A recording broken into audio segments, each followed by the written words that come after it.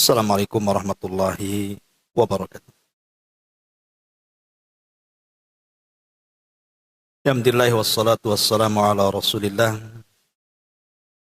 wa ala alihi wa sahbihi wa mawalah wa la hawla wa la quwata illa billahi wa ba'd. Alhamdulillah, segala puja dan puji hanya milik Allah Subhanahu wa ta'ala. Salawat dan juga salam kita hadiahkan kepada Rasul kita Nabi besar Muhammad sallallahu alaihi wa ala alihi wasallam.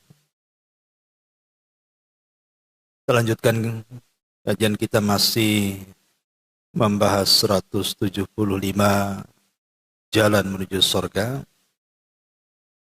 karya Syekh Naif bin Mamduh Al-Suud. Dan kita masih menceritakan tentang kenikmatan surga. Ma'asyiral muslimat yang dimuliakan Allah Subhanahu wa ta'ala, kemarin kita sudah merangkum secara global tentang kenikmatan surga. Kalau boleh saya buat poin biar mudah dipahami, bahwa kenikmatan surga itu ada 5. Pertama, bicara tempat tinggal. Yang kedua, bicara tempat tidur. Yang ketiga, bicara makan minum. Yang keempat, bicara soal teman yang akan menemani kita di sorga. Dan yang terakhir puncaknya adalah bicara soal hati. Inilah 5 kenikmatan sorga. Pertama, bicara tempat tinggal. Di dunia saja kita tahu bahwa orang yang punya tempat tinggal dengan orang yang tidak punya tempat tinggal itu akan beda rasanya. Coba ibu lihat orang-orang yang tidur di kolong jembatan itu, atau di trotoar jalan yang mereka tidak punya rumah. Terkadang kita katakan kasihan mereka, dan memang kasihan. Kalau hujan ya tidak lepas dari dingin, kalau panas tidak lepas dari kepanasan. Mereka tidak nyaman. Beda dengan ibu-ibu yang punya rumah. Apalagi rumahnya indah. Apalagi rumahnya besar. Apalagi view-nya bagus. Fasilitasnya lengkap. Itu yang dicari-cari kita. Makanya ibu kalau punya uang, pasti cari rumah yang layak. Tidak mungkin asal-asalan, pasti dipantau dulu tuh. Fasilitasnya apa, lingkungannya gimana, view-nya seperti apa, pasti akan diperhitungkan sebelum beli rumah. Karena memang rumah itu tempat kenyamanan. Itu di dunia.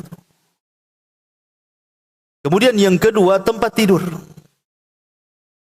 Makanya ibu kalau buat rumah pasti akan sedemikian rupa kalau punya uang itu mendesain tempat tidur tuh. Mulai daripada kasurnya yang empuk, kemudian juga interiornya, lemarinya, macam-macamnya, kamar mandinya di dalam. Pasti akan ibu perhitungkan tuh. Karena memang tempat tidur itu tempat istirahat. Orang kalau asal-asalan ibu tidur di tikar saja, bangun itu bukan hilang capek. Capek semua dari kepala sampai kaki. Tidur di lantai gitu kan bu. Bangun tuh capek semua tuh. Makanya biasanya orang mendesain tempat tidur itu pasti tempat tidur yang enak. Yang empuk, kalau bisa itu 5 meter tuh panjangnya spring bed. Kalau tidur nggak bangun lagi jadinya ya. Artinya bahwa tempat tidur itu menjadi perhitungan di dunia itu. Karena itu kenyamanan. Kemudian yang ketiga soal makan dan minum.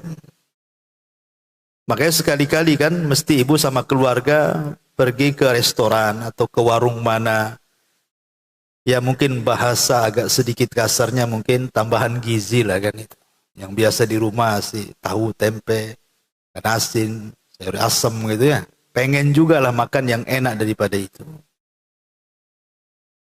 Bahkan terkadang soal makan dan minum itu kadang-kadang suami ibu saya yakin tidak akan perhitungan biasanya. Kalau sudah makan itu tidak perhitungan.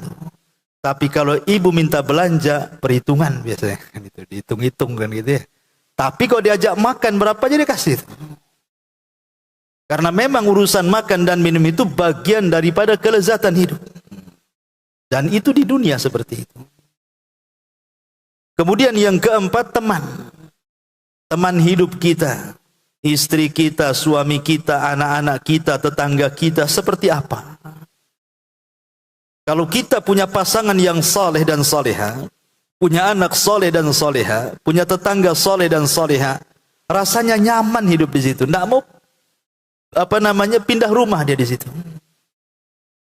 Oke lah, mungkin satu keluarga sudah nyaman, ibu kena tetangga yang nggak nyaman, pasti itu sudah komplain sama suami. Jual aja bang, kita pindah aja katanya.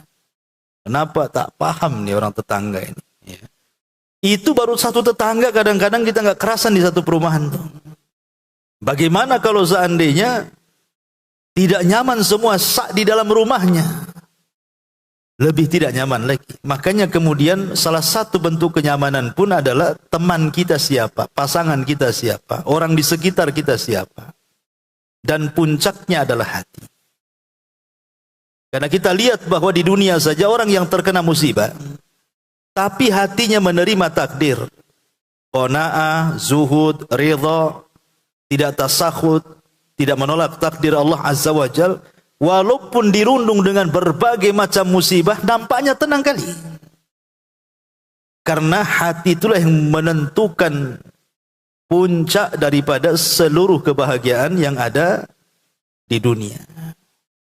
Makanya dalam sebuah hadis Nabi SAW mengatakan, man asbaha minkum aminan fi syirbihi, mu'afan fi jasadihi, indahu qutu yaumihi, faka'annama hizat lahu dunya. Barang siapa dari kalian yang merasa aman di rumahnya, sehat badannya, memiliki makanan untuk dimakan hari itu, seolah-olah telah terkumpul padanya dunia beserta isinya. Kata para ulama, maksud hadis ini, kalau ibu disehatkan badannya, tidak ada penyakit. Karena biasanya orang yang punya penyakit itu tidak nyaman hidupnya. Lihat, banyak orang sakit itu sampai putus asa. Mungkin karena kelamaan dia sakit, terbaring di kursi roda, kemudian sedikit demi sedikit yang menjaganya juga sudah tidak ada, kecuali orang yang mencintainya saja. Kadang-kadang orang sakit itu ingin mati lebih cepat dibandingkan hidup. Mati aja lah saya, katanya. Kasihan orang-orang yang merawat saya, karena putus asa. Bahkan jangan itu, ibu pegel-pegel aja lah. Atau mungkin di rumah greges-greges gitu bahasanya, atau apa itu greges-greges, demam-demam gitu ya. Itu saja nggak nyaman gitu ini. Langsung cari obat-obat yang biasa dijual, tak bodrek, tak apa gitu. Yang penting cepat sembuh tuh. Artinya bahwa kalau orang diberikan kesehatan badan kayaknya enak sekali, apalagi sudah usia-usia 40 ke atas. Sudah berbagai macam penyakit, sudah berkawan tuh. Itu kalau sehat itu ya, itu rasanya senang kita.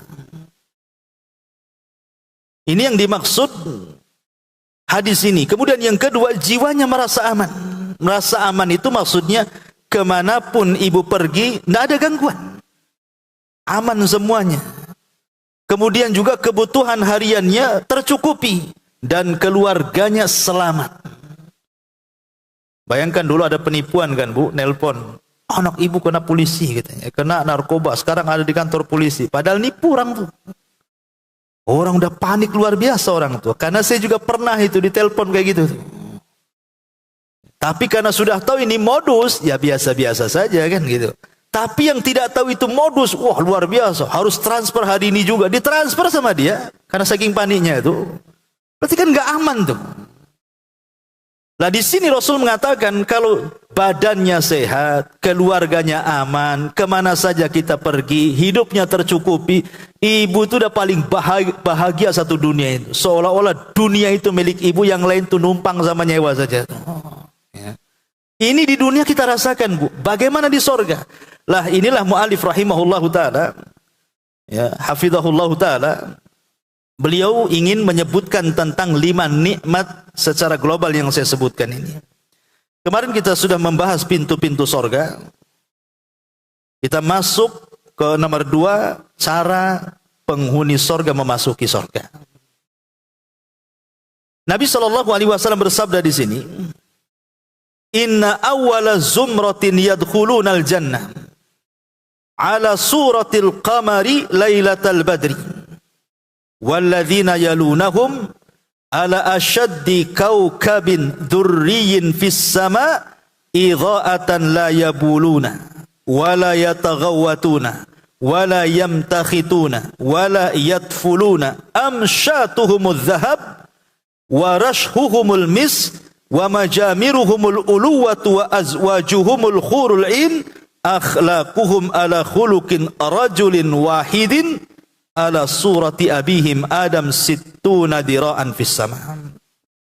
Kata Nabi dalam hadis Bukhari Muslim di sini, sesungguhnya rombongan yang pertama kali masuk ke dalam surga adalah laksana rembulan di malam purnama. Ibu kalau mau mengkiaskan sebuah keindahan, biasanya orang itu pasti akan mengkiaskan dengan bulan kan. Jarang dengan planet Mars, planet apa ya, pasti bulan. Ya. Wajahmu seindah bulan katanya. Padahal tidak seindah itu. Tapi untuk mengkiaskan betapa indahnya orang itu, kadang berlebihannya itu selalu bulan yang dibawa-bawa. Makanya dahulu di zaman Khalifah Abu Ja'far Al-Mansur rahimahullahu ta'ala, ada suami istri, Bu, baru nikah.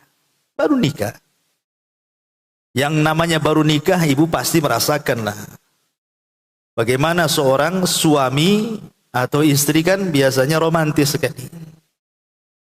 Jadi sang suami ini karena sangat memuji kecantikan istrinya, duduk di padang pasir, Bu, sambil menatap bulan purnama. Kemudian ngocehlah suami ini bersyair tanpa sadar, saking senangnya kan menikmati pengantin baru, dan dia pun sangat cinta istrinya dan juga sangat menikmati kecantikannya. Tiba-tiba dia mengeluarkan kata-kata yang aneh. Dia mengatakan, illam takun kal qamari fa anti talik, katanya. Kalau wajahmu tidak seperti bulan yang ada di atas, kuceraikan kamu, katanya. Lah, ini bercanda, Bu, sebenarnya. Maksudnya itu karena ingin memuji kecantikan istrinya, bercanda, tapi kan kebablasan bercandanya nih kan. Kalau wajahmu tidak seperti bulan, kuceraikan kamu, katanya. Akhirnya, karena ini anak pejabat, berkumpullah melapor kepada sang Khalifah Abu Ja'far Al-Mansur ini. Macam mana hukum orang yang mengucapkan jika wajahmu tidak seperti bulan purnama maka aku keceraikan? Jatuh tidak talaknya? Itu pertanyaan. Kumpul itu semua ulama tuh, dari semua mazhab, karena yang mengumpulkan khalifah masalahnya. Mulailah khalifah bertanya kepada ulama mazhab Syafi'i. Kata ulama mazhab Syafi'i, jatuh talaknya. Kemudian bertanya kepada ulama mazhab Maliki. Kata ulama mazhab Maliki, jatuh talaknya. Kemudian bertanya kepada ulama mazhab Hambali. Kata ulama mazhab Hambali, jatuh talaknya. Artinya 3 mazhab sepakat jatuh talaknya, kecuali mazhab Hanafi. Kata ulama mazhab Hanafi, bagi kami belum jatuh talaknya. Kemudian sang khalifah mengatakan, apa alasanmu? Ini 3 mazhab mengatakan jatuh talak loh. Kok kamu sendiri yang mengatakan tidak jatuh talak? Kamu menyelisihi orang banyak nih. Kata ulama mazhab Hanafi ini mengatakan, pengikut mazhab Abu Hanifah, Karena Allah Subhanahu wa taala berfirman, laqad khalaqnal insana fi ahsani taqwim. Sungguh telah kami ciptakan manusia itu dalam bentuk sebaik-baik bentuk, bahkan lebih indah dibandingkan bulan. Seolah-olah dia ingin mengatakan, kata-kata kalau wajahmu tidak seindah bulan, ini tidak benar. Karena yang benar adalah wajah dia lebih indah dibandingkan bulan. Karena Allah yang mengatakan, kami ciptakan manusia itu sebaik-baik bentuk dan lebih indah dibandingkan bulan. Berarti ucapan ini tidak menunjukkan jatuh talak. Kata Khalifah, aku setuju dengan kata-katamu, katanya. Aku suka dengan kata-katamu. Nah, ini tidak jatuh talak. Ya. Tapi lihat bagaimana di sini orang ini ingin menggambarkan kecantikan istrinya, tapi salah ngomong. Kalau wajahmu tidak seperti bulan, maka jatuhlah ceraiku kepadamu. Maknanya bahwa bulan itu selalu dilibatkan dalam keindahan. Makanya orang-orang yang masuk ke dalam sorga, wajahnya seperti bulan. Saking indahnya. Ya. Ini kelompok pertama, Bu ya. Kemudian kelompok yang kedua, rombongan yang masuk setelahnya, mereka adalah laksana bintang-bintang yang sangat terang di langit. Sebagaimana bulan adalah cermin sebuah keindahan, bintang juga sama kan, Bu? Makanya kenapa di antara fungsi bintang itu yang Allah ciptakan, satu untuk menghiasi langit. Kita lihat, Bu, sekarang kan banyak putkot-putkot tuh, Bu ya, tempat makan itu kan dikasih lampu tuh kesana kemari itu. Ya. Kasih lampu sana, lampu sini, lampu disko, macam-macam. Yang tadinya ya nampak kering, nggak ada masalah, kok jadi indah gara-gara lampu tuh. Dari mana manusia itu punya ide seperti itu? Tidak lain dan bukan karena melihat langit. Ya. Kalau langit bisa indah dengan lampu-lampu, makalah di teori ini kemudian diadopsi manusia. Dibuatlah lampu-lampu macam-macam kayak langit itu. Karena fungsi bintang di langit itu untuk menghiasi langit. Kalau langit tanpa bintang serembu. Tapi kalau langit sudah ada bintang, itulah keindahannya. Lah makanya juga bintang itu dijadikan simbol keindahan. Lah orang-orang yang berikutnya, wajah mereka seperti bintang yang sangat bersinar. Ma'asyiral muslimat yang dimuliakan Allah Azza wa Jalla. Kapan manusia berubah bentuk? Karena nanti di ujung hadis di sini, manusia ketika masuk sorga itu dibentuk seperti bapak kita kan, Adam. Jadi ibu-ibu yang pendek sekarang ini kan, jangan khawatir, Bu. Kalau masuk sorga tinggi nanti. Ya. Dan yang ketinggian pun tinggi lagi nanti. Ya. Karena semua orang yang masuk sorga itu semua persis seperti Nabi Adam. Persis seperti Ibunda Hawa. Tingginya 60 hasta. 60 hasta itu satu hasta dari sini ke sini, Bu. Ini satu hasta namanya. Berarti kalau kita buat meteran dari sini ke sini itu cuman setengah meter. Berarti kalau 60 hasta 30 meter. Tinggi kita 30 meter. Masjid ini enggak ada 30 meter. Lebih tinggi lagi dari masjid ini. Makanya ibu yang pernah haji dan umroh kan pernah mampir ke ini, museum jubahnya Nabi Adam. Di Saudi itu ada tuh museum jubahnya Nabi Adam tuh, 30 meter. Ya tidak mungkin juga Adam pakai jubah itu replika saja. Seandainya Adam hidup pakai jubah, muatnya kayak gini, mungkin begitu kerajaan Saudi itu. Ya, yang zaman Nabi Adam mana ada jubah, pakai daun-daun lah ditutup, ya kan? Seperti ada sepeda Nabi Adam katanya. Sepeda Nabi Adam mana di zaman Nabi Adam ada sepeda? Menghayal. Rupanya sepeda itu dari Jogja katanya. Dihadiahkan ke negara Saudi. Dipasang pula, dikasih nama sepeda Adam katanya. Tapi kan mereka ingin menunjukkan dengan adanya jubah Nabi Adam, dengan adanya sepeda Nabi Adam, walaupun terrekayasa, tidak ada aslinya di zaman itu. Tapi kan melihat besarnya, memang orang dulu besar-besar gitu maksudnya. Berdasarkan hadis ini.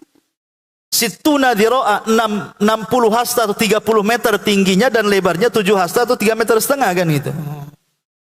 Lah itu kapan perubahan itu? Sebagian ulama mengatakan perubahan itu terjadi ketika membaca catatan. Jadi Allah itu kan akan menerbangkan catatan kita. Ada yang mengambil dengan tangan kanannya, ada yang mengambil dengan tangan kirinya, ada yang mengambil dengan tangan kiri balik. punggungnya gitu ya. Karena manusia di dunia itu kan terkelompok menjadi 3 kelompok. Ada mukmin, ada kafir, ada munafik.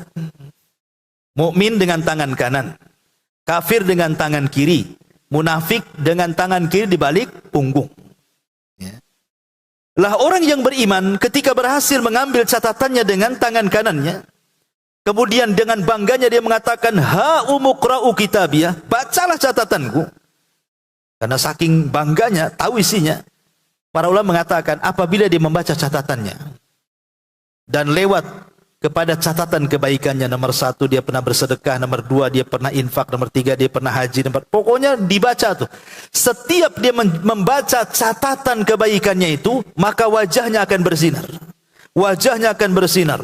Kemudian badannya akan mengembang sampai setinggi Adam. Dan wajahnya seterang bulan. Tapi apabila dia membaca catatan keburukannya, tidak mungkin Bu, sebaik apapun di dunia pasti berbuat buruk. Nggak mungkin orang itu bersih 100%. Karena rata-rata orang yang masuk surga itu kebaikannya lebih berat dibandingkan keburukannya. Bukan berarti baik semua, ada buruknya tapi tidak berat. Otomatis ketika membaca catatan kan tidak semua baik itu. Cuman baiknya lebih banyak dibandingkan buruknya. Lah ketika dia membaca yang buruk itu, Allah hitamkan wajahnya. Tapi Allah tutupi dari manusia. Sehingga ketika dia membaca di hadapan manusia ramai itu, pas kebetulan catatan yang buruk dia baca, langsung hitam lagi. Tetapi Allah tutupi. Sehingga orang-orang tidak melihatnya. Inilah hadis Nabi SAW. Man satara musliman satarahullahu yaumal qiyamah. Siapa yang suka menutup aibnya seorang mukmin, Allah akan tutup aibnya pada hari kiamat.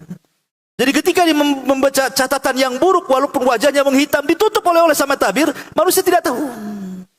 Ya, inilah keistimewaannya. Dan ketika kemudian selesai membaca catatannya dan kebaikannya lebih banyak dibandingkan keburukannya, jadilah bentuknya seperti Adam, wajahnya bersahaya. Dengan badan sebesar itulah dia harus meniti titian siratal mustaqim. Ya. Jadi pembacaan catatan kan sebelum titian siratal mustaqim.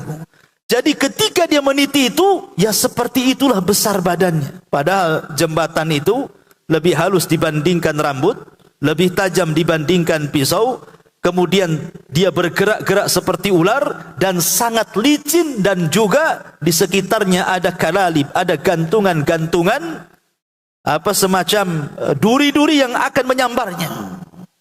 Badan sebesar gitu enak kalau disambar kan Bu. Tapi kan ada yang lari seperti kilat, tahu-tahu sudah sampai sana. Ada yang seperti kuda balap kata Rasul. Ada yang lari kencang, ada yang berjalan, ada yang jatuh bangun, macam-macam. Ya. Tetapi orang-orang yang berhasil masuk ke dalam sorga, kemudian berada di pintu sorga, maka wajah mereka kelompok yang pertama, karena masuk sorga berkelompok-kelompok, seperti bulan purnama, dan yang setelahnya seperti cahaya bintang yang terang. Kemudian kata Nabi SAW, la yabuluna wala yataghawwatuna wala yamhituna wala yaftuluna amsyatuhumul dhahab wa rashhuhumul misku wa majamiruhumul uluwa wa azwajuhum al-hurul in. Kemudian Rasul mengatakan, mereka tidak buang hajat. Karena buang hajat itu sesuatu yang tidak nyaman, Bu. Apalagi ibu kebelet. Ya, ibu kebelet sampai santri saya itu ada yang cerita, Bu. Ya, yang dari jauh-jauh dari luar kota. Cerita tuh. Sampai ada yang nahan ingin buang hajat itu di bas itu katanya. Wah, udah susah, rasanya udah brojol aja di situ orang melahirkan tuh, Bu.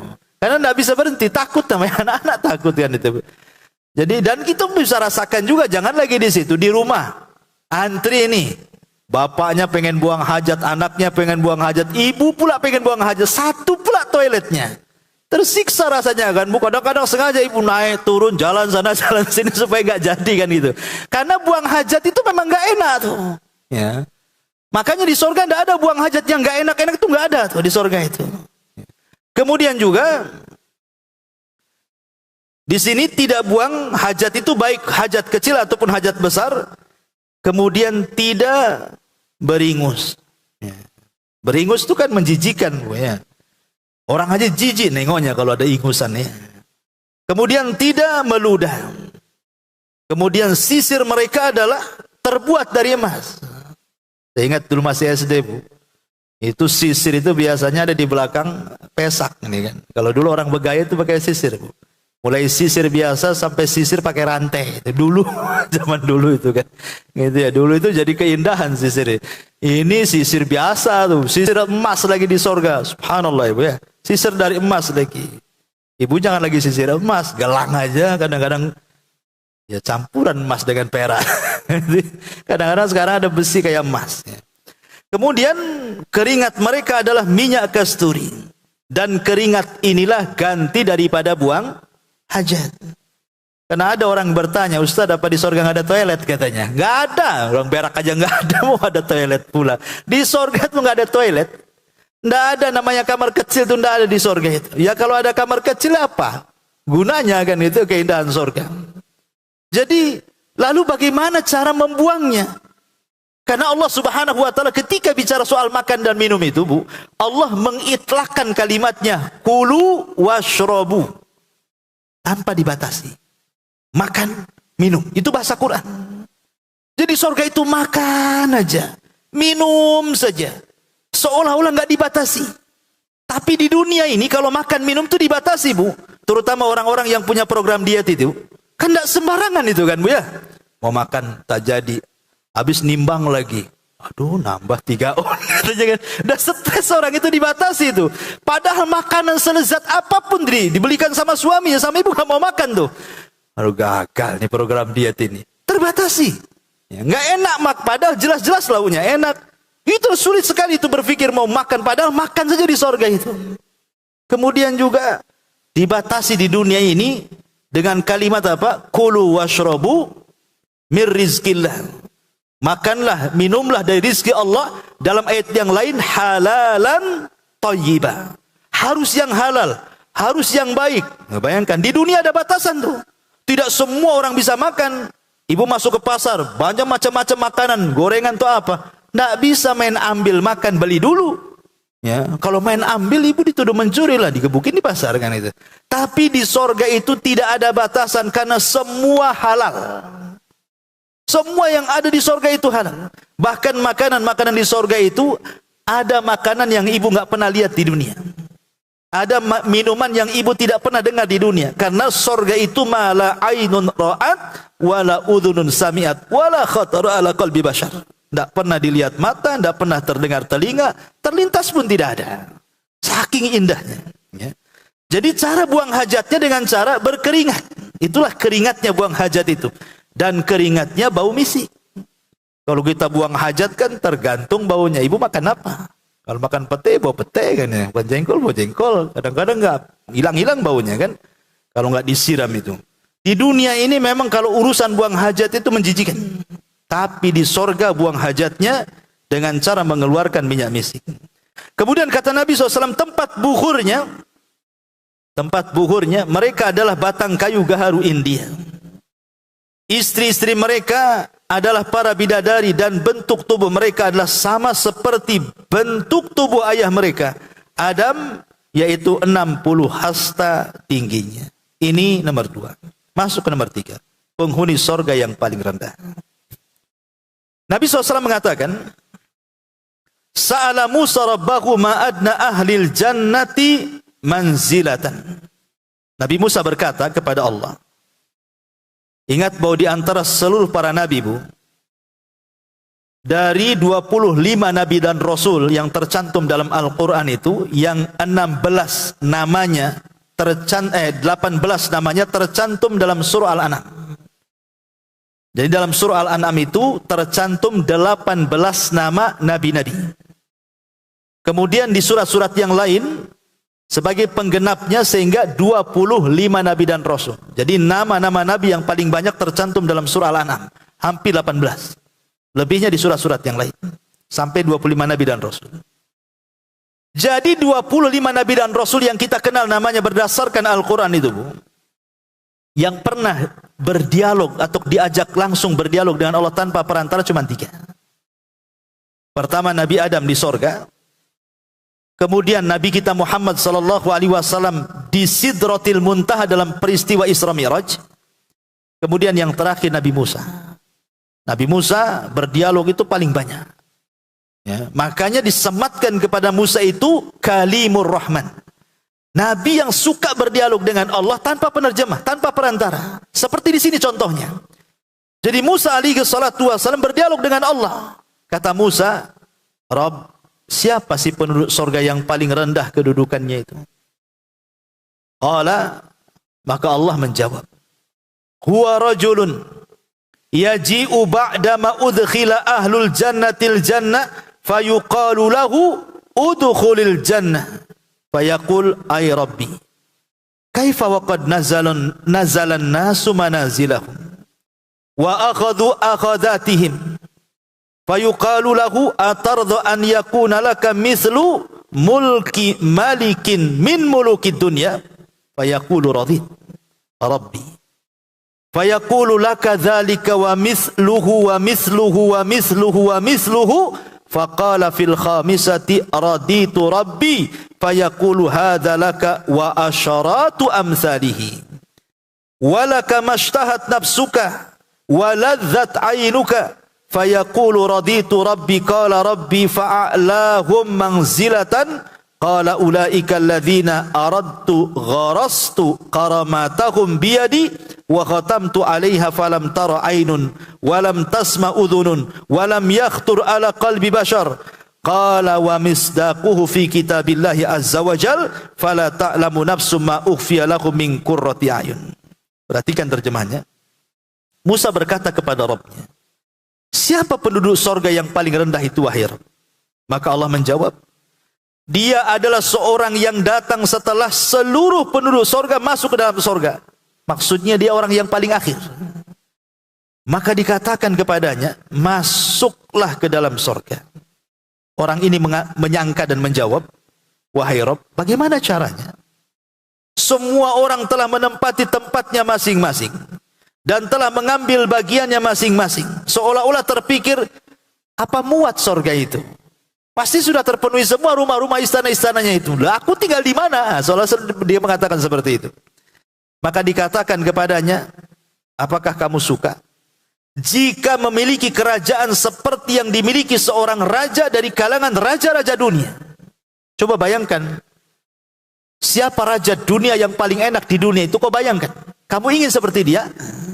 Dia menjawab, tentu aku suka wahai Rabb. Allah berkata kepadanya, kamu akan mendapatkannya yang semisalnya, yang semisalnya, yang semisalnya, dan yang semisalnya lagi. 4 kali lipat dari kerajaan dunia. Pada yang kelima kalinya dia berkata, tentu aku suka wahai Rabb. Lalu Allah berkata, ini semua adalah untukmu dan 10 kali lipat dari hayalanmu. Bagimu pula segala apa yang diinginkan oleh jiwamu dan yang menyenangkan pandangan matamu. Maka dia berkata, tentu aku suka wahai Rabb. Maka Musa pun mengatakan lagi, wahai Rabb, siapa penduduk surga yang paling tinggi kedudukannya? Ini tadi yang paling rendah tuh. Sekarang siapa yang paling tinggi? Maka Allah menjawab, mereka adalah orang-orang yang aku cintai. Aku menanam kemuliaan surga mereka dengan tanganku sendiri dan aku pula yang menjaganya. Surga itu tidak pernah dilihat mata, tidak pernah didengar telinga, dan tidak pernah terlintas dalam hati manusia.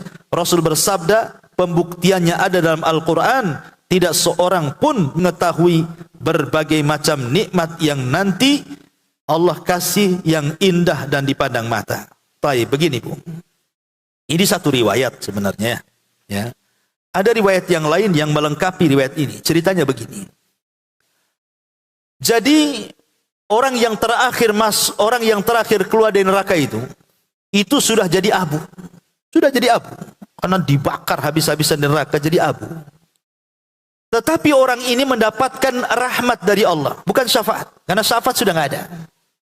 Mendapatkan rahmat kasih sayang Allah.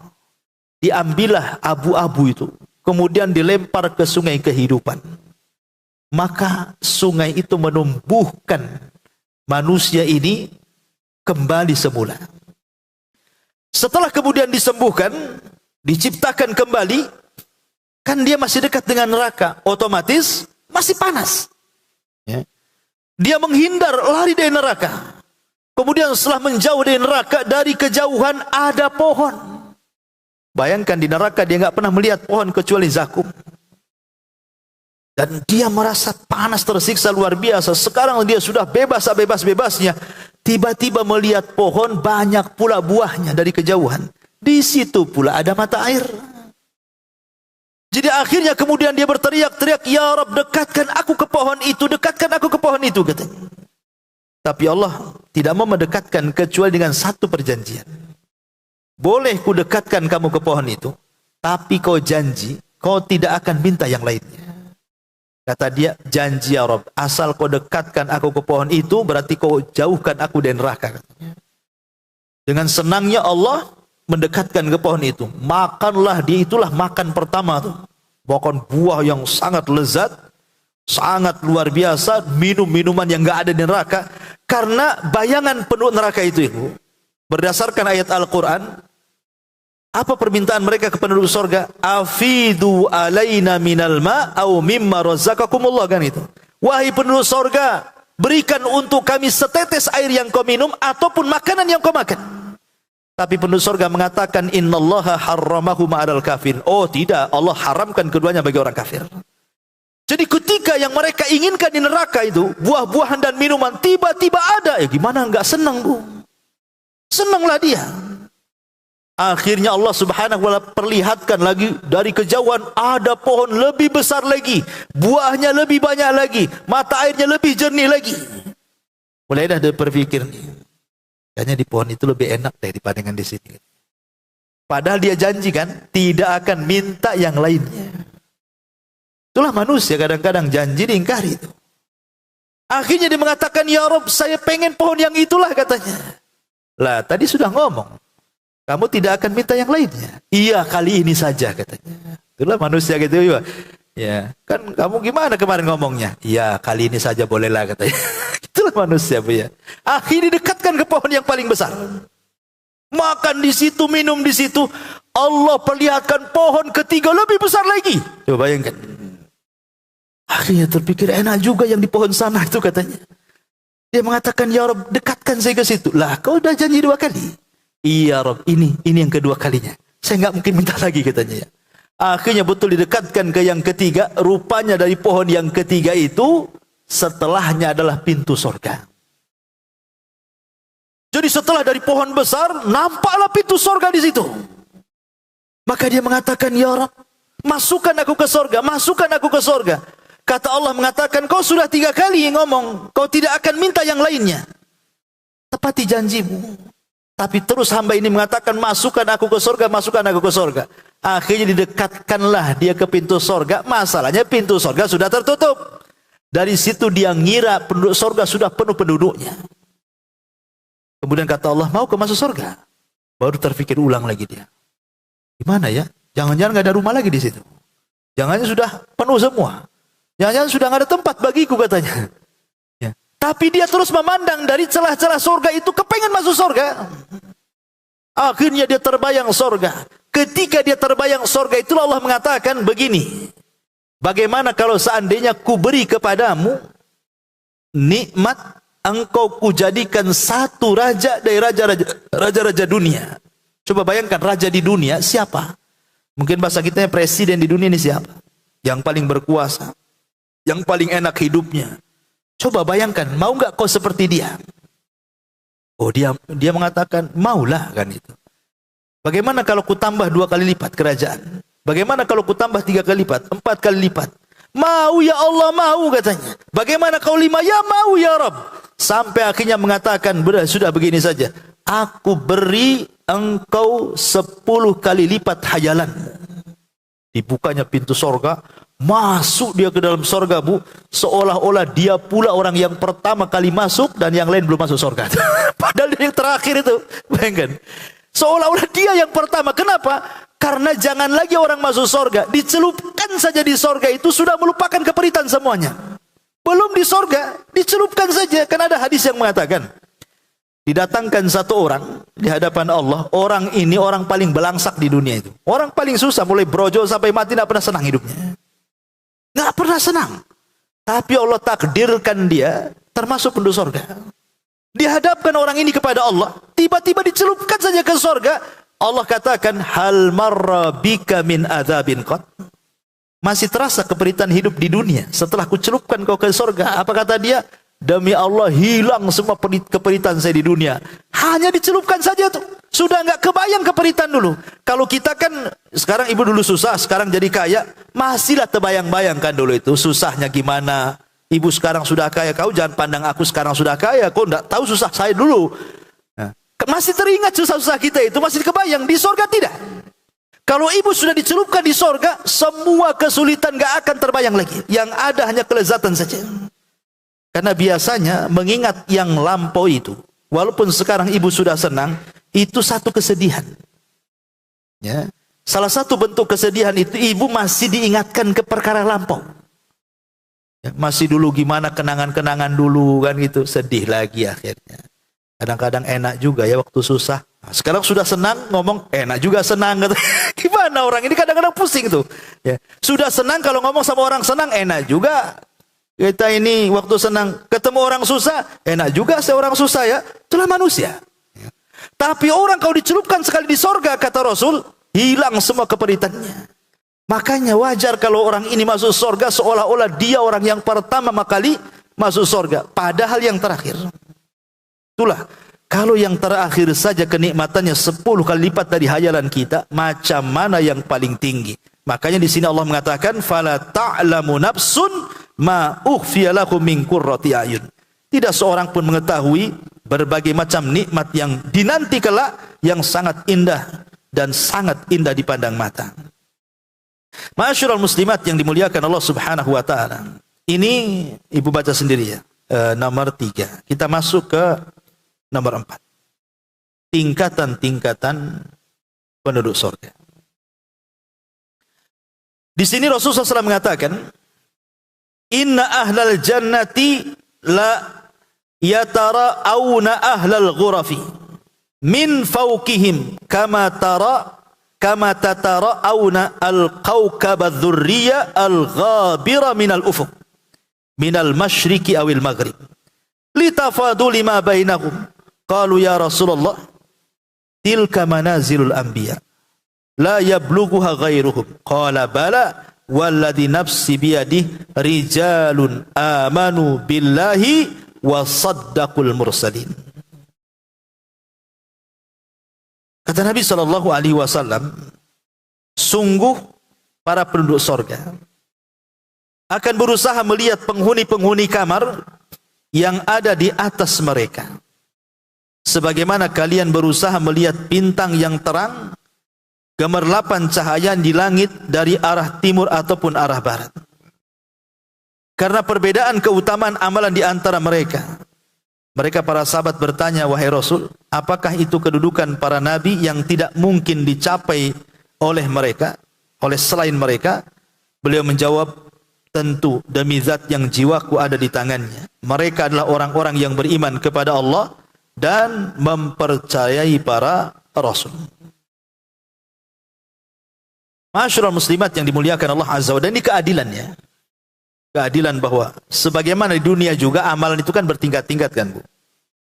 Maka di sorga juga sama, sorga itu bertingkat-tingkat. Kemarin sudah saya singgung, berapa tingkatan di sorga itu Bu? Sejumlah ayat dalam Al-Quran. 6.400 atau 500 kurang lebih. Ayat dalam Quran itu. Dan ini berdasarkan pendapat Syekhul Islam Ibnu Taimiyah rahimahullahu taala saat memberikan istimbat hukum dari hadis qudsi, di mana Allah Subhanahu wa taala berfirman kepada penduduk sorga yang suka menghafal dan membaca Quran. Kata Nabi, Allah berfirman kepada mereka, bacalah, iqra, wartaq, naiklah, warattil kama kunta turattil fid dunya, tartilkan bacaanmu sebagaimana kau tartilkan di dunia. Fa inna manzilataka inda akhiri ayatin taqruha, karena kedudukanmu di sorga ditentukan dengan akhir ayat yang kau baca di dunia. Artinya semakin banyak membaca Quran, semakin tinggi tingkatannya. Dari sini Ibnu Taimiyah mengatakan bahwa tingkatan di sorga itu sejumlah ayat dalam Al-Quran. Dan satu tingkatan, ke tingkatan berikutnya itu antara langit dan bumi. Jadi kalau sekarang kita di bumi, yang kita lihat langit di atas, itulah tingkatan keduanya. Dari langit ke langit berikutnya tingkatan ketiga, tingkatan keempat. Jadi surga itu luas dan tinggi, bahkan seluas langit dan bumi. Bayangkan, surga itu seluas langit dan bumi. Bayangkan ibu punya tanah di Sukajadi ini saja, 1 hektar, Bu. Udah paling kaya lah itu, Bu, tuh. 1 Sukajadi ini. Ini surga luasnya selangit dan bumi, ini gimana ceritanya? Macam mana ngapling-ngaplingnya mau dijual lagi itu? Ini di dunia punya hektaran saja sudah Tuhan takur dan sebut macam-macam. Satu surga untuk kita saja luasnya selangit dan bumi gitu kan. Itu satu orang nempati di situ. Gimana luar biasanya surga itu. Dan nanti pada poin yang ke-6 itu nanti ada kamar-kamar lagi itu. Kenapa surga itu selalu tempat itu menunjukkan ketinggian? Semakin tinggi semakin indah, semakin tinggi semakin indah. Beda dengan neraka kan, Bu? Semakin bawah semakin mengerikan, semakin bawah semakin mengerikan.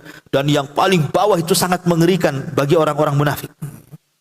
Karena biasanya fitrahnya manusia itu mau melihat pemandangan. Makanya lihat villa-villa yang berada di gunung-gunung, di bukit-bukit itu, Bu. Itu harga bangunannya sebenarnya tidak mahal. Mungkin seharga rumah biasa habis 300-400 juta. Tapi kenapa sampai miliaran itu harganya? Rumahnya kecil, tapi di lereng bukit. Yang mahal itu bukan rumahnya, Bu. Yang mahal itu view-nya. Karena view-nya, pemandangannya luar biasa, jadi mahal. Harga rumah yang 300 juta bisa MM-an tuh. Kadang-kadang view itu, pemandangan itu menentukan harga, bahkan lebih tinggi lagi harganya dibandingkan harga rumahnya tuh. Kemudian juga, kenapa manusia itu ingin meningkat 2? Sedikitlah biasanya orang tua yang nggak mau tinggal di tingkat 2 itu kan ya. Nggak usah tingkat-tingkat lah, capek. Iya, sekarang ibu ngomong gitu udah tua. Waktu muda kalau bisa di apartemen kan. Ya. Kenapa? Karena berpikir lebih tinggi itu lebih plong, pandangannya kemana-mana kan gitu ya. Lah Allah itu tahu kesenangan manusia. Makanya Allah buat tingkatan-tingkatan tuh. Ya. Makin tinggi makin indah, makin tinggi makin indah, makin tinggi makin indah kan itu. Itulah bagaimana Allah tahu dengan kesenangan kita. Ya. Makanya di sini di surga itu ada tingkatan-tingkatan. Ini yang nomor 4. Yang nomor 5, sifat bangunan surga, debunya dan bebatuannya. Diriwayatkan dari Abu Hurairah radhiyallahu anhu, dia berkata, kami pernah bertanya, wahai Rasul, beritakanlah kepada kami tentang surga. Bagaimana bangunannya? Beliau menjawab, labinatu dhahabin, wa labinatu fiddatin, wa milatuha al-misku, al-adfaru, wa hasba'uha al-lu'lu'u, wal yakutu wa turbatuha az-za'faranu, man yadkhuluha yan'amu, wa la yab'asu, wa yakhludu, wa la yamutu, wa la tabla thiyabuhu, wa la yafna syababuhu. Kata Nabi SAW, bangunannya adalah bata batu dari emas dan perak. Subhanallah kan, bisa kebayang, Bu. Bata batunya saja bukan pakai batako. Dunia kan batako ya, karena ada batako hitam, ada batako bolong, macam-macam batako sekarang ya, dari lumpur, dari pasir gitu ya. Ini bata batunya emas batangan, bayangkan. Emas batangan jadi bata batunya. Kemudian sebagiannya perak. Lantainya adalah minyak kasturi, artinya harum aja. Ibu nggak usah ngepel lagi, sudah ada yang ngepel di sana itu. Udah ada dayang-dayang, Bu. Ibu duduk aja tenang-tenang. Udah ada bersih semua, ada dayang-dayang, udah bersih semuanya. Ada kotoran langsung hilang. Ya. Kemudian juga bebatuannya adalah mutiara. Kan kerikilnya untuk ngecor itu pakai mutiara, Bu. Kemudian bukan hanya mutiara, dan juga permata. Berapa harga permata di dunia itu jadi batu-batu cor-coran pula di surga itu. Kemudian debunya adalah ja'faran. Debunya artinya kalau seandainya ada angin yang masuk ke rumah, kan biasanya kalau kita membuka kaca kan ada debu-debu kecil tuh kan. Itu semua harum dari luar. Jadi udara luar saja sudah wangi masuk ke dalam, ruangan itu sendiri sudah wangi. Enaknya, Bu. Kadang-kadang ibu kan tersiksa nih, Bu, kalau punya rumah sampingnya pula parit. parit pembuangan kotoran kiri kanan dari ujung ke ujung tuh. Kalau bisa jangan ada pintu lewat dapur tuh. Jendela pun di pintu mati tuh, ya kan? Jangan sampai ada celah tuh. Ventilasinya ditutup total gitu. Jangan ada sampai hawa masuk ke dalam dapur. Karena nggak enak itu. Kalau ada bau-bau masuk saja nggak enak kita ini. Di sorga itu hawa dari luar wangi, hawa dari dalam wangi, kita juga wangi. Nah, subhanallah. Ya, maka di sorga itu penuh dengan wewangian. Kemudian kata Nabi SAW, siapa yang memasuki sorga, satu, dia akan selalu hidup bahagia dan tidak akan mengalami kesengsaraan. Tidak ada di sorga itu menangis. Tidak ada di sorga mengeluh. Tidak ada di sorga melamun. Tidak ada di sorga itu terdiam, temenung, stres, tidak ada. Betul-betul riang gembira. Kalau di dunia ini, barusan kemarin tertawa 1 minggu pula menangis. Itu di dunia tuh. Ya. Tapi di sorga tidak ada itu. Kemudian akan dikekalkan dan tidak akan mati. Kemudian pakainya tidak akan pernah hancur. Tidak akan pernah hancur, tidak akan pernah luntur, tidak akan pernah layu, tidak akan pernah apa lagi. Di dunia saja kan Bu, mungkin ibu punya baju berapa tahun kemarin saja sudah malas mau pakai itu. Karena apa? Sudah mungkin size-nya, mungkin sudah masalah gitu Bu ya. Mungkin 5 tahun masih oke lah, beratnya 45 gitu ya. Nah, sekarang sudah 54 pula dibalik. Kan? Ya nggak kepake lah pakaian itu. Jadi usang jadinya kan. Nah, kemudian habis itu belum lagi kemudian model. Di dunia ini kadang-kadang model masalah. Ada model baru, model lama ditinggal. Jangankan cerita baju, cadar aja lah penutup itu. Ketika ada model baru itu, model lama dicampakkan tuh. Karena apa? Di dunia ini serba usang semuanya. Serba usang. Di sorga nggak ada usang-usangan itu. Karena memang pakaian indah, tidak akan pernah ada usangnya. Kemudian masa mudanya tidak akan sirna. Masa muda tidak akan sirna. Di dunia ini kadang-kadang ibu kehabisan ngaca aja. Nengok ada satu nih uban. Ya. Nanti bekerut satu. Udah kepikiran tuh. Padahal kalau dia tahu uban itu akan jadi cahaya ke hari kiamat, ya itu hanya omongan saja. Itu untuk menghibur diri itu. Ya kata Ustaz, kalau banyak uban itu cahaya. Itu kata Ustaz. Tapi ketika nggak ada Ustaznya itu pusing dia nengok. Makin jelek, suami saya makin cinta tak? Itu hanya dalam hayalan kadang-kadang kan. Kalau ngomong sama orang benar ya benar dia ya. Kalau ngomong sama orang nggak benar, wah pikir tuh. Kadang-kadang sengaja buat semir itu yang agak kehitam-hitaman untuk kamuflase aja. Padahal hitam tuh. Dibilang nggak hitam ini. Ya. Jadi itulah di dunia kadang-kadang banyak macam bermasalah. Baik, ma'asyiral muslimat yang dimuliakan Allah Azza. Kemudian yang nomor 6, kamar-kamar surga. Baik. Nabi SAW mengatakan, inna fil jannati ghurafan yura zahiruha min batiniha wa batinuha min zahiriha. Qala Abu Malik al-Ash'ari, liman hiya ya Rasulullah? Qala liman atabal kalam wa at'amat ta'am wa bata qa'iman wan nasu niyam. Masyarul muslimat yang dimuliakan Allah Subhanahu wa taala. Di sini Rasul mengatakan, sesungguhnya di sorga itu ada kamar-kamar yang bagian luarnya dapat dilihat dari bagian dalamnya, dan bagian dalamnya dapat dilihat dari bagian luarnya. Ya semacam rumah kaca lah. Nah, sekarang kan banyak model-model rumah itu kan pakai rumah kaca. Bahkan ruko-ruko, bangunan-bangunan aja sekarang pada main kaca kan. Apalagi kita di barat kan nampak indah-indah. Nah, di sorga juga lebih indah dibandingkan rumah kaca yang ada di bumi. Dan rumah kaca itu terletak di atas. Makanya di sini inna fil jannati ghurafan. Jadi di atas itu Allah sediakan satu kamar. Kamar itu indah luar biasa. Yang dari dalam nampak ke luar, yang dari luar nampak ke dalam.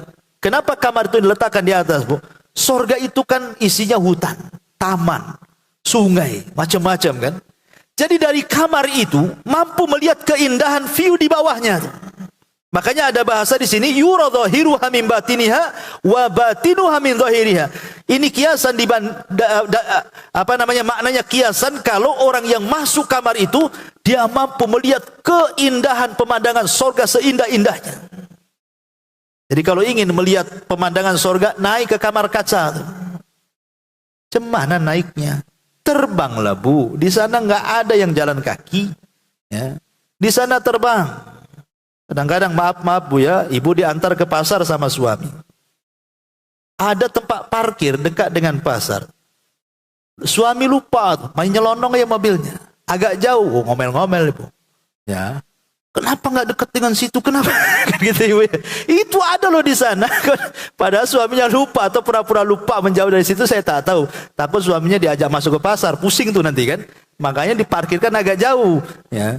Kadang-kadang itu saja. Kadang-kadang kita ini, ya, istri-istri kadang-kadang seperti itu. Jauh sedikit aja ngomel. Di sana ndak ada capek-capek, bukan? Ibu bisa terbang di sana. Lah jadi ibu bisa terbang ke dalam kaca itu, kemudian disitulah kemudian ibu istirahat sambil melihat pemandangan. Makanya kemudian ditanya Rasul, itu untuk siapa?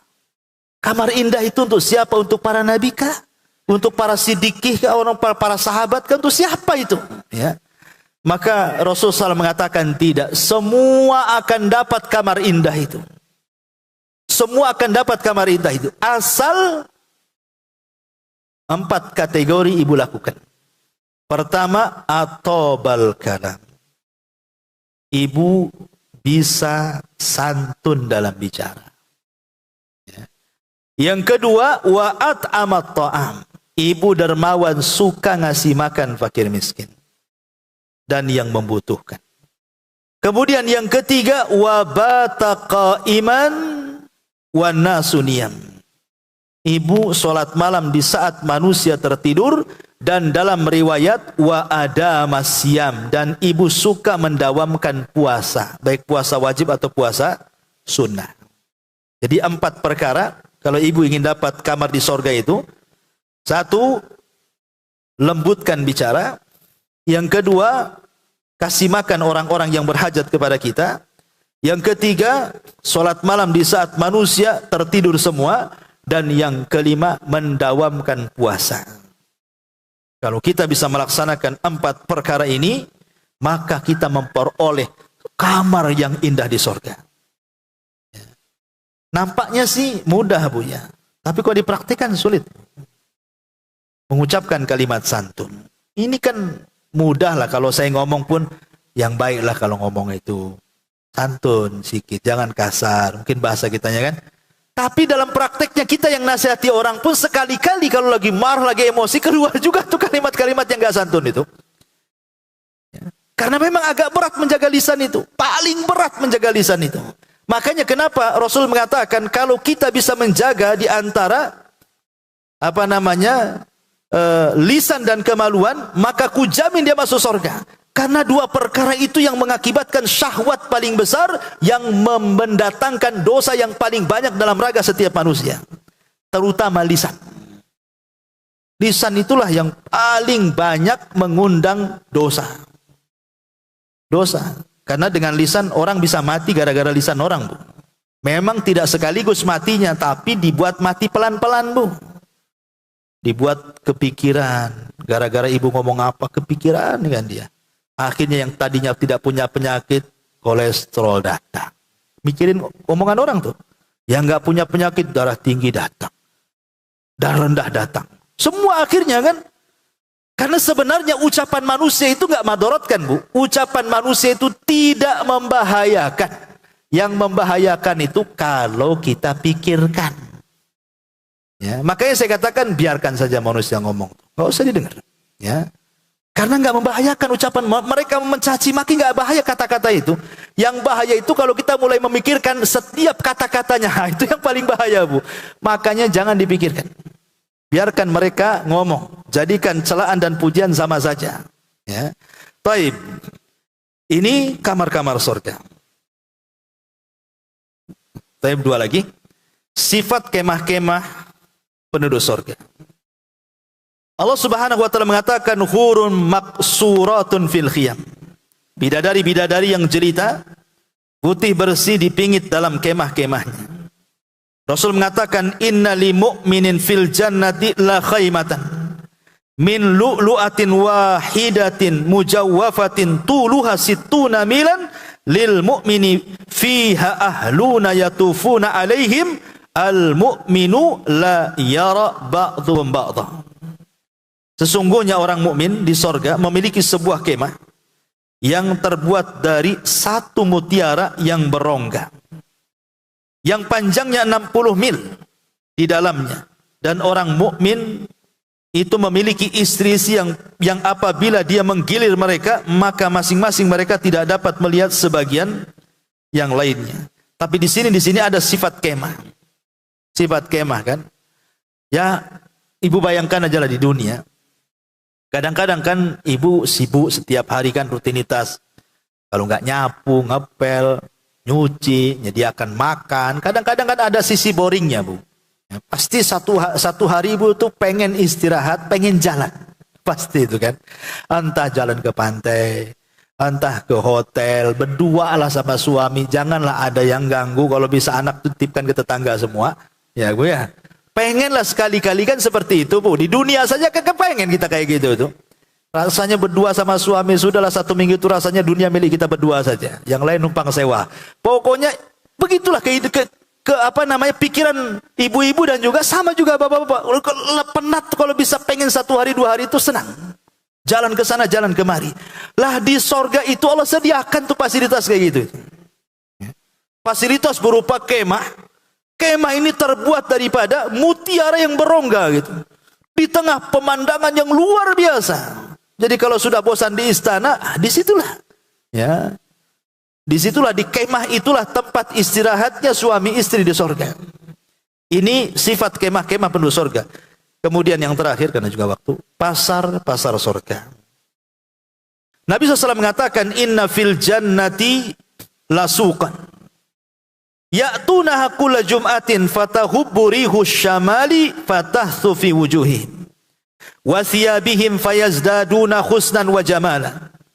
Fayarji'una ila ahlihim wa qad izdadu husnan wa jamala. Fayaqulu lahum ahluhum wallahi laqad izdadtum ba'dana husnan wa jamala. Fayaquluna wa antum wallahi laqad izdadtum ba'dana husnan wa jamala. Sesungguhnya di sorga itu ada sebuah pasar yang didatangi oleh para penduduk sorga hanya pada waktu Jumat saja. Ketika itu angin dari arah utara berhembus dan menerpa wajah-wajah mereka dan pakaian-pakaian mereka, sehingga menjadikan mereka bertambah bagus dan tampan. Lalu mereka kembali kepada istri-istri mereka dalam keadaan semakin bertambah bagus dan tampan. Istri-istri mereka pun berkata kepada mereka, demi Allah, sesungguhnya kalian semakin berubah bagus dan tampan setelah meninggalkan kami. Mereka pun mengatakan, demi Allah, sesungguhnya kalian juga semakin bertambah bagus dan cantik sepeninggal kami tadi dari pasar. Dalam riwayat, tapi riwayat ini lemah, ya, dilemahkan oleh sebagian ulama. Jadi di sorga itu ada pasar, dan itu dibuka.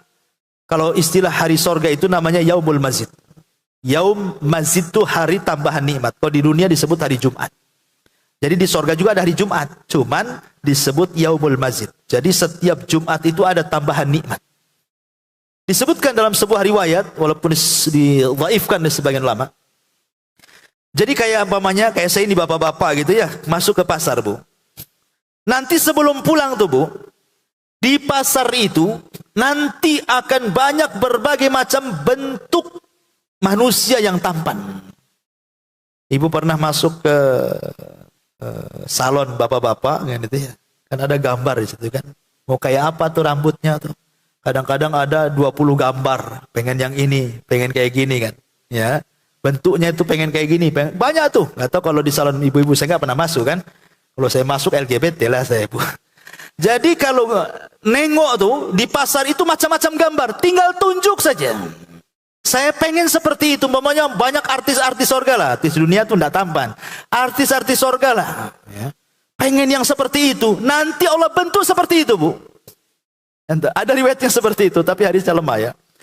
Tapi tidak ada yang mustahil bagi sorga. Di sorga itu tidak ada yang mustahil. Ya. Tinggal nunjuk, saya ingin kayak dia, Bu. Bentuk kita, tubuh kita, rupa kita persis seperti dia. Sampai pulang istrinya nggak kenal dia. Ya. Saking cakepnya gitu ya. Tapi di dunia, Bu, kalau suami nih kemudian cukur rambut, cakep-cakep, istri pasti curiga nih. Ngapain ini? Ya, udahlah kayak kemarin aja. Gitu. Saya itu punya tetangga dulu waktu masih di Jawa Timur. Ya. Itu di dekat pesantren itu ada istri itu suka marah-marah sama suaminya kalau cukur rambut pendek. Itu kalau marah-marah sampai kedengar ke pesantren itu. Subhanallah itu. Jadi satu ketika kita ngobrol lah, ya bercanda-canda sama bapak itu yang samping pesantren itu. Apa katanya? Tahu katanya istri saya ini. Kalau saya potong rambut aja katanya main curiga aja kemana aja katanya kan Bu ya. Kok ada orang kayak gitu itu? Ya enggak tahu, kalau saya kira ibu-ibu enggak lah ya. Artinya bahwa ada ibu-ibu kadang-kadang kalau lihat penampilan suaminya makin ganteng itu justru bukannya senang, makin curiga gitu. Di sorga makin senang. Ya, makin senang. Kok di dunia? Dari mana Bang? Dari mana? Tumben nih 1 bulan ini tak ada masalah. Sekarang udah berubah. Padahal mau surprise sebenarnya itu. Ibunya pula kena prank gitu ya. Nah di sini di sorga itu tidak ada yang mustahil bagi Allah. Semua akan dibuat cantik dan tampan. Tiba-tiba istri di rumah, tiba-tiba dengan bertiupnya angin akan menjadi cantik. Kemudian bapak-bapak di pasar pun sama. Ketika tertiup angin kemudian terkena debu, semua menjadi tampan dan indah. Dan itulah kelebihan pasar sorga. Kalau pasar di dunia nggak semakin tampan, nggak semakin cantik. Ya, yang ada semakin merengut Bu ya. Gitu, karena makin pusing orang masuk pasar itu. Suami pusing, istri lebih pusing. Suami susah ngeluarin dompet, ibu pula nggak kebeli apa dua-duanya pusing itu pula. Gitu ya. Wallahu alam, ini diantara 8 yang ke nomor urut 8 pasar surga. Insyaallah kita lanjutkan yang ke-9 di lain kesempatan karena banyak masalah. Apa-apa pelan-pelan saja, yang penting dapat ilmunya. Baik, sebelum saya tutup ada waktu, ini kan sampai jam 10, ada waktu 10 menit kurang. Mungkin ada yang mau bertanya ibu-ibu, silakan. Kita buat tanya jawab.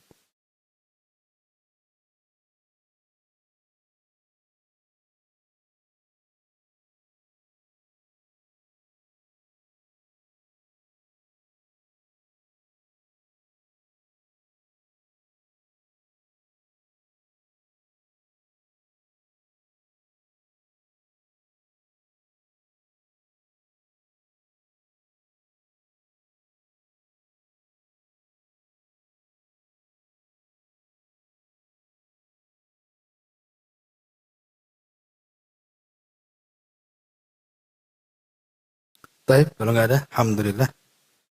Kita tutup dengan doa kafaratul majlis. Subhanakallahumma bihamdika asyhadu an la ilaha illa anta astaghfiruka wa atubu ilaik. Allahu ta'ala. Assalamualaikum warahmatullahi